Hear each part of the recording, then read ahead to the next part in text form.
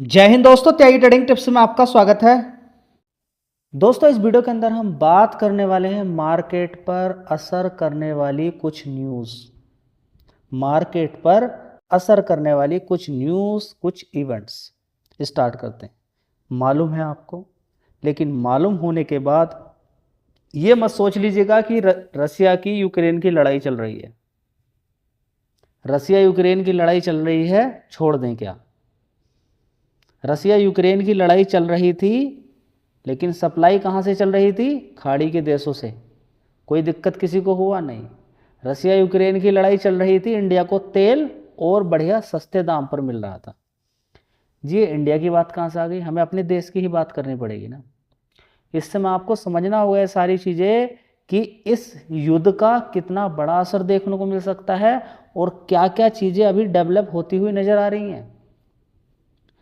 क्या क्या चीज़ें डेवलप होती हुई नज़र आ रही है। देखिए, ये युद्ध के अंदर अभी देखें तो हाल फिलहाल में लगभग 2 से 3 लोग अभी मार दिए गए हैं अमेरिका के। देखिए, दोनों साइड से ही क्षति हो रही है, नुकसान दोनों साइड से ही सोल्जर मारे जा रहे हैं, दोनों ही साइड से मारे जा रहे हैं। ईरान के और ज़्यादा मारे गए हैं, अमेरिका के उतने ज़्यादा नहीं, लेकिन इजराइल के भी बहुत ज़्यादा लोगों को हानि देखने को मिला है। तो युद्ध पहले से ही बोला गया है किसी भी देश के लिए ठीक नहीं होता है, और युद्ध का अंत भी बातचीत से ही होता है। जैसे अभी हाल फिलहाल में बातचीत से ही ये युद्ध को ख़त्म किया जा रहा था, डील के थ्रू। लेकिन बीच में देखें तो ईरान ने बोला कि ये वाला रास्ता नहीं है, इस रास्ते से आप किसी भी शिप को नहीं जाने दिया जाएगा। ये जो मैंने रास्ता बना के तय किया है और मेरी परमिशन से ही यहाँ से जाएगा।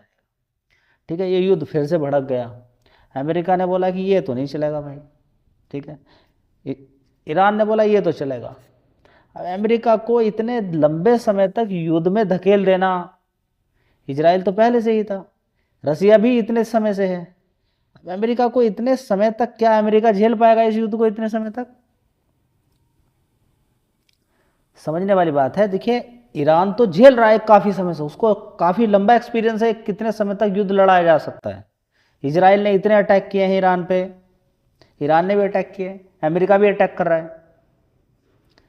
तो सबसे पहले आपको देखना समझना जरूरी है कि ये युद्ध आपस में अमेरिका और ईरान के बीच में ही चल रहा है। तब भी आप मान के चलिए कि आप बिल्कुल सेफ हैं, कोई दिक्कत इतनी ज़्यादा खास आपको नहीं होने वाली है, क्योंकि दूसरी जगह से कुछ ना कुछ आ जाएगा। लेकिन अगर ये युद्ध की चिंगारी भड़कते भड़कते पहुंच गई पूरे खाड़ी देशों तक, जैसे कि पहुंच रही है, अभी क्या है कि अमेरिका के जो भी बेसिस हैं उन पर अटैक किया जा रहा है। गुस्सा तो आएगा, जो इतने सालों से जमी हुई थाक, इतनी जमी हुई मजबूती के साथ उनको उड़ा दिया जा रहा है वहां से। ठीक है, इसका मतलब क्या है कि ग्लोबली अमेरिका की तो बहुत ज़्यादा दिक्कत चल रही है कि भाई ये अमेरिका है, ये ईरान है, कितना उसके सामने कुछ भी नहीं है और उसके बेसिस को उड़ाता जा रहा है वो। तो इधर अटैक किया जा रहा है अमेरिका के द्वारा भी, उधर से ईरान के द्वारा भी अटैक किया जा रहा है।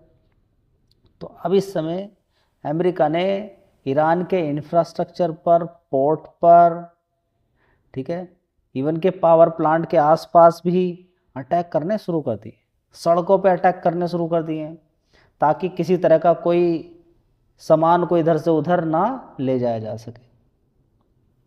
ठीक है, तो घातक ड्रोन, यहाँ पर आप देखिए अमेरिका और ईरान के बीच तनाव चरम पर पहुँच धीरे धीरे बढ़ रहा है। जॉर्डन की बात करें, अमेरिका के सैन्य बेस पर ईरान के घातक ड्रोन से हमले किए जा रहे हैं, बैलिस्टिक मिसाइलों का भी इस्तेमाल किया जा रहा है। अमेरिका सेना ने भी लगातार 8वीं रात ईरान के सैन्य ठिकानों पर बमबारी की है। हमले में दोनों पक्ष को भारी नुकसान है और खाड़ी देशों में युद्ध का खतरा मंडरा रहा है। समझिए इन सारी चीज़ों को। जी, इस चीज़ की बात मत कीजिए, क्या फ़ायदा है इस चीज़ के बारे में सोचने से? इस चीज़ के बारे में आपको ये सोचना चाहिए, क्योंकि इंडिया का कितना गैस, डीजल पेट्रोल, क्रूड को ही मान के चलें, क्रूड और गैस कितनी रिक्वायरमेंट है आप समझिए, बहुत ज़्यादा आता है। अभी हाल फिलहाल में आप समझ रहे हैं कि किस तरीके से यूक्रेन ने भी परेशान करके रखा हुआ रसिया को, वो भी अटैक करता हुआ नज़र आ रहा है। ठीक है, तो अगर ग्लोबली दिक्कत परेशानी चलती है तो क्या इंडिया के अंदर जो इतनी बड़ी पॉपुलेशन है वो इसको झेल पाएगी?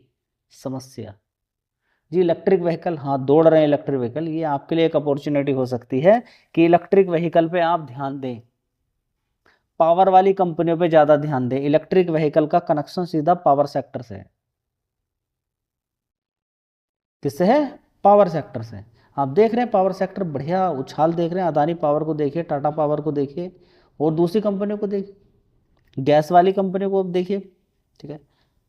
तो आपको समझ में आ रहा है कि गैस का कितना इंपॉर्टेंट रोल है, क्रूड का कितना इंपॉर्टेंट रोल है।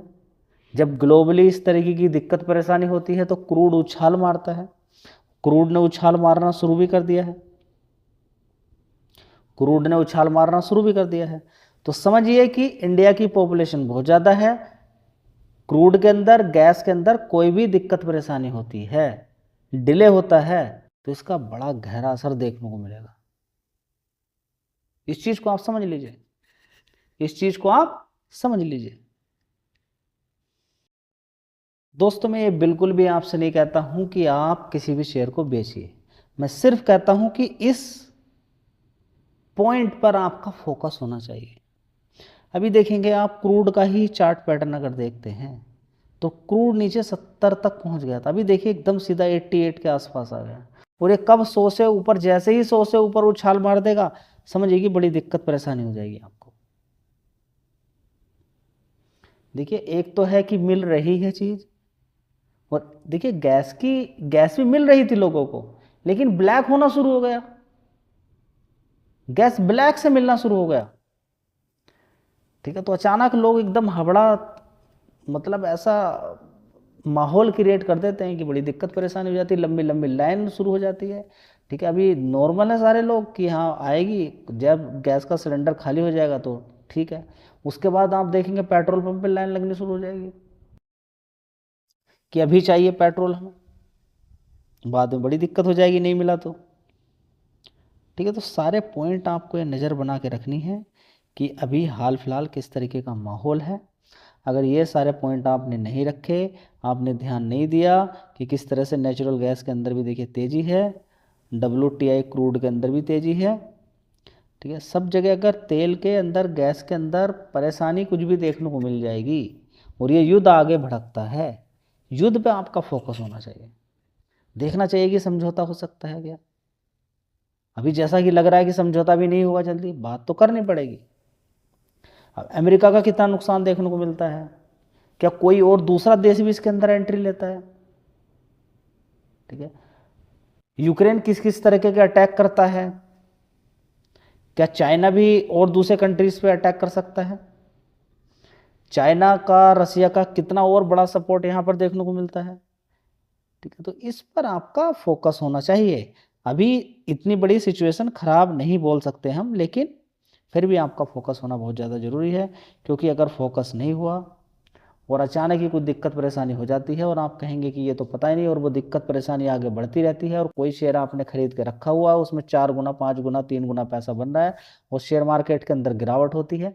मैंने कहा आपसे कि एक चीज़ पर आपका फोकस होना चाहिए, ये युद्ध का दायरा बढ़े ना, युद्ध का दायरा बढ़ना नहीं चाहिए। अब अचानक ही ऐसा देखने को मिल जाए कि ईरान के पावर सेंटर पर अटैक किया गया, गैस, डीजल, पेट्रोल पे, क्रूड पर अटैक किया गया, उसने उठाया और फिर खाड़ी देशों पे ज़बरदस्त अटैक करना शुरू कर दिया, तो आपको पता चलेगा कि 1 साल तो रिपेयरिंग करने में लग गए, उसकी रिपेयरिंग ही नहीं हो पा रही है, अभी रिफाइनरी की रिपेयरिंग नहीं हो पा रही है। तो ये समझना जरूरी है कि जिस चीज़ को मैं आपको बोल रहा हूँ कि उस पर थोड़ा सा ध्यान दीजिए। ऐसा नहीं कि अभी बहुत कुछ एकदम सब कुछ खत्म हो चुका है, कुछ बचा नहीं है, परमाणु युद्ध होने वाला नहीं। अभी आप फोकस करिए, मेहनत कीजिए, और आपका डेली सुबह उठकर और शाम को सोने से पहले आपका फोकस होना चाहिए क्रूड पर। क्रूड पे आप जरूर फोकस करके रखें, ठीक है। ये कुछ जानकारी इन्फॉर्मेशन थी, वीडियो अच्छी लगी लाइक शेयर कर दीजिएगा, धन्यवाद।